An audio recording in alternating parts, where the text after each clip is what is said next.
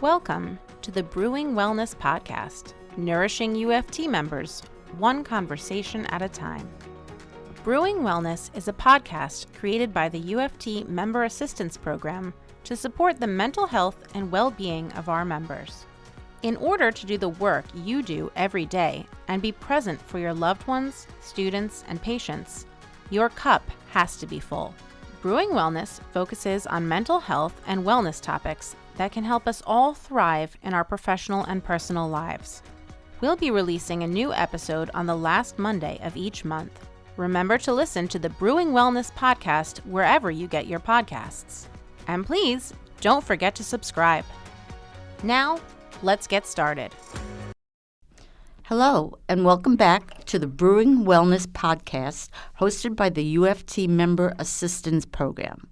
My name is Fran Miller, and I'm a retiree of the UFT. I am joined today by Christopher Chin, the Director of the UFT Retiree Social Services. In today's episode, we want to discuss self-care for caregivers.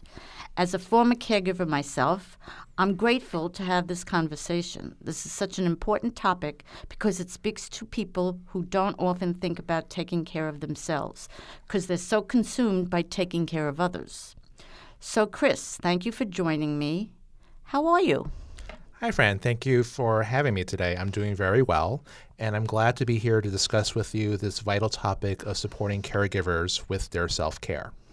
So can you tell our audience a bit about yourself and your background as a social worker and your experience with caregivers?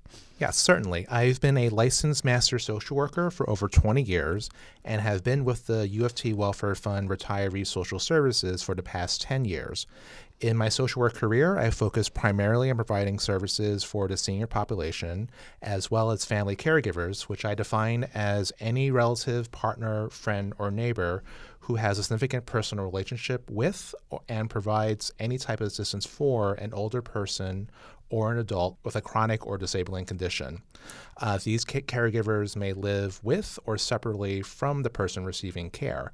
But I also know that caregivers also can be someone who is caring for a child or an elderly parent in general. So, I've also facilitated caregiver support groups for individuals, caring for spouses, parents, and long-distance caregivers, and provided supportive counseling for caregivers and connected them to other resources that could benefit them and their care recipient, such as educational workshops, case management services, ongoing therapy, home care, elder law planning, and finding alternate housing arrangements. Sounds good. What are some of the misconceptions you encounter about caregivers? Well, before we go into that, I just wanted to first talk to you a little briefly about who are the caregivers and the caregiver population in general to give you some context on the scope of caregiving. So there was a 2020 study on caregiving in the United States conducted by AARP and the National Alliance for Caregiving that estimated that there are about 53 million Americans, or about 21% of the U.S. population, that are providing unpaid care to someone who has special needs, such as a chronic illness, disability, or another issue, be it a child or an adult, such as a spouse, parent, sibling, other relative, friend, or neighbor. And of that, approximately 9 million are caring for both an adult and a child at the same time. So this is what's known as a sandwich generation caregiver. 61% are women. Boomers and Gen X make up nearly 2/3 of the caregiving population, and 61% are working while caregiving, so they're juggling multiple responsibilities and may have to take time off work for caregiving, or it may be impacting their ability to retire and also may impact them financially as well, too. Getting back to your question about misconceptions I encountered about caregivers, I've definitely come across several of them in my work. The first one that I've seen is that people do not consider themselves to be a caregiver if they're not doing it full-time or helping daily with their loved ones. Caregiving is very broad, and there isn't a time frame. Some caregiver tasks that could be performed include providing emotional support and encouragement to their loved one, helping with a daily routine like bathing, toileting, getting dressed, running errands or doing household chores, managing finances, helping with transportation to getting medical appointments, also monitoring their health issues and medications, and advocating and communicating their needs with healthcare providers and other professionals as well, too. So another misconception that I've come across is that caregiving is informal. I mean, caregiving is very demanding and often a challenging role that requires a wide range of skills and knowledge. Caregivers must be able to provide physical and emotional support, manage medications and treatments, and navigate complex health systems. They also need to be patient, compassionate, and understanding. While it's unpaid, it is very highly skilled. Another thing is also that I've heard is that you should be able to do everything by yourself and shouldn't need help from anyone. No caregiver should be made to feel like they need to do everything alone. Caregiving requires a team. It doesn't matter if your caregiving team is made up of family, friends, hired professionals, or care programs. You need and can benefit from support physically and emotionally. Trying to do everything completely on your own often causes stress and can lead to burnout and serious illness. Finally, the last thing that I have heard is that caregiving is all hard work.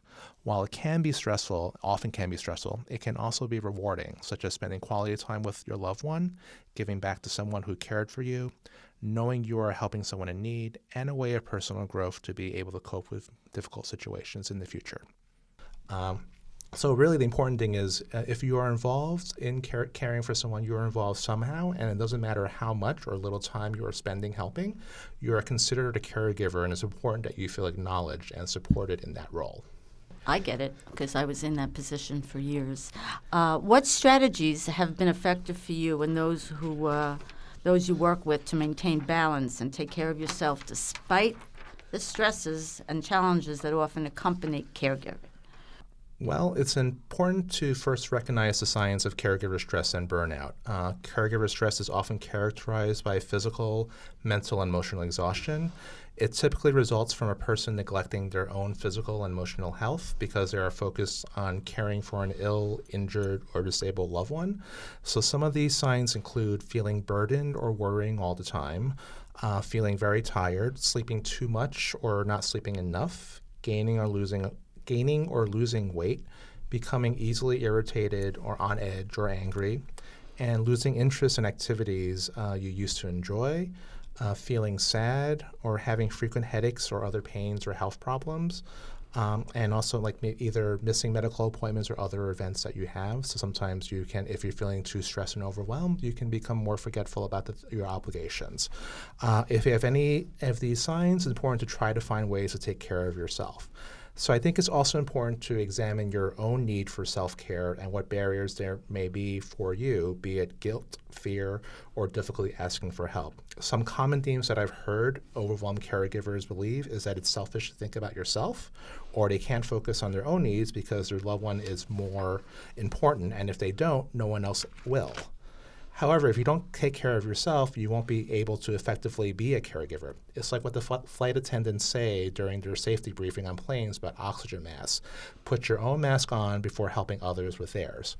Caregivers need to address their own physical and emotional health. And it's important, again, to try to ask for help. Caregiving doesn't have to be a burden that you face on your own. Asking someone to help is not a sign of weakness, and it is a form of self-care and preservation. Think about what sort of help you would need and make a list. You can ask family members, friends, or neighbors either for practical support, such as, can you be with my mom this afternoon just to give me a break, or asking to escort someone to a medical appointment or help with an errand, or simply just getting an emotional break, such as just asking a friend to go out for a cup of coffee or lunch. And again, it's important to set boundaries and communicate clearly. Sometimes asking for help doesn't go as well as you've hoped. So maybe the person you're taking care of has unreasonable expectations of you. Maybe you have other family members who could help, but they have dumped the responsibility onto you. So you may have some difficult conversations about what you're willing and able to do. So it might help to write out your thoughts and talk them through with someone else first.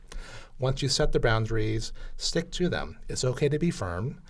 People often struggle with new boundaries at first, but in time they'll adjust, and you have a better experience as a caregiver if you communicate clearly with people around you. And also, again, seeking outside help, such as individual counseling can help with talking to a trained therapist about your feelings, or joining a caregiver support group to talk with others who are in a similar situation and understand what you're going through, and looking into other community or organizational resources that are out there, and reminding yourself to take care of your health and find ways to sleep better and do exercise or movement, eating a healthy diet, and just drinking plenty of water and keeping up with your own medical appointments if you can. So I was about to ask, what might you suggest be 3 simple things a caregiver can do daily to maintain healthy well-being for themselves? And you started to speak about that. Started with making sure you take care of yourself, and then, basically, finding some time to do something meaningful for yourself, such, for a brief period of time, a few times during the week. Some suggestions may be like exercise, deep breathing, meditation, reading a book, listening to music, massage, or just pampering yourself. Sometimes just to relax and recharge. Put these breaks onto your calendar and try to stick to the schedule. Another thing is also, it's important to find quality time with others. Remind yourself that you're not alone in this. You have your own life and relationships with others. It's not just your caregiving role. Just as you need time to rest and recover, it's important to spend time with others. Try to make plans, such as having a cup of coffee with a friend, getting a meal with some other family members, or maintain and reach out for that social connection. And lastly, I think the most important thing is be kind to yourself. Remind yourself that you're doing the best that you can and that it's okay. No one is a perfect caregiver. You don't have to pretend to be cheerful all the time. Understand that feelings of sadness, frustration, and guilt are normal given the circumstances. But remember to not put yourself down and ride the waves of feelings, but don't ruminate in them. You may try to express your feelings by writing in a journal or talking to a friend, or seeking out counseling. Good ideas. Are there any mental health resources that you would suggest for us caregivers? Okay. Yeah, for caregivers who live in New York City and who are caring after someone with dementia, there is the NYU Langone Health, Alzheimer's Disease and Related Dementias Family Support Program. They provide individual and family consultations with a social worker who can evaluate your situation and provide information and referrals to services that support the well-being of the caregiver and the care recipient. Please call them at 646-754-2277 for more information. Caring Kind is also a nonprofit organization that provides consultation to caregivers of someone with dementia, as well as many different educational webinars, caregiver support groups, and services for people with early stage dementia. So they can be reached at their hotline at 646-744-2900. Also, if you live in New York City, you may also contact the New York City Department for the Aging, which funds caregiver support programs run by local nonprofit community organizations throughout the city. And they provide services such as supportive counseling, respite care support groups, and assistance with accessing government benefits.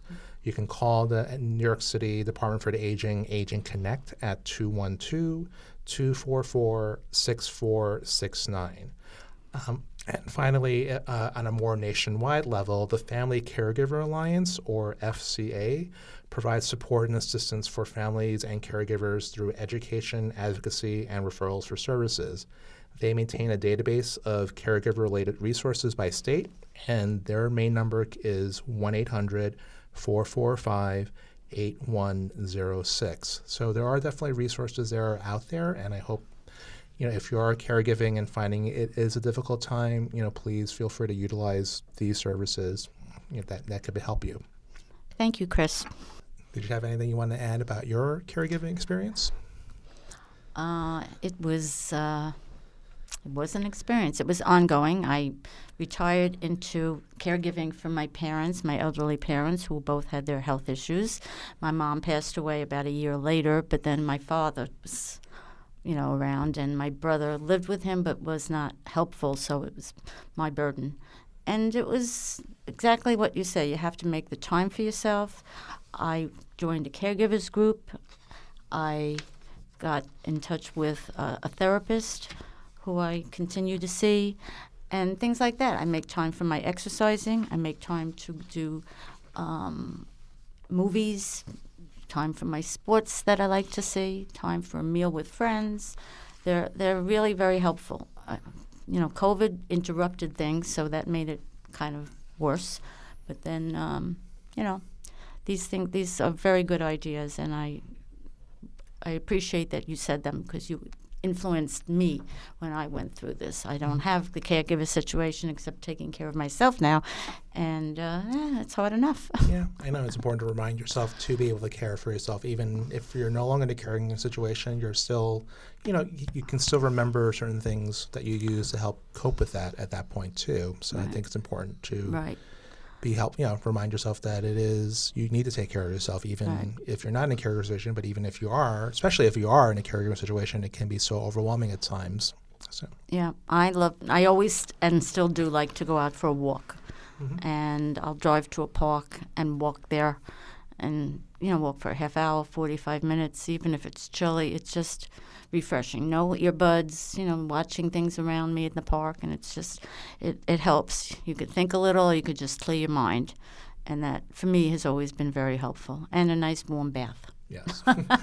Yes, I do tend to do I do a lot of walking as well too, but I also kind of treat myself to a massage every couple of months, just so that's something to kind of take care of myself and kind of relax myself as well too, because it sometimes can be a very tense situation, in any aspect of work. So it's important to just be able to figure out ways to kind of take care of yourself and reduce that stress for you. Right, pamper yourself a little. So ladies, get your hair done and make sure you take care of your nails as well. Well, Chris, this has been very enlightening. Thank you very much for your time. Appreciated by all who get to listen to this. And I hope you all listen carefully and absorb and learn and use what we're saying here today. Thank you very much, Fran. It was a pleasure being here. Everyone have a good day and take care of yourself. Yeah. Once again, thank you for joining us for this episode of the Brewing Wellness Podcast, brought to you by the UFT Member Assistance Program to support the mental health and well-being of our members.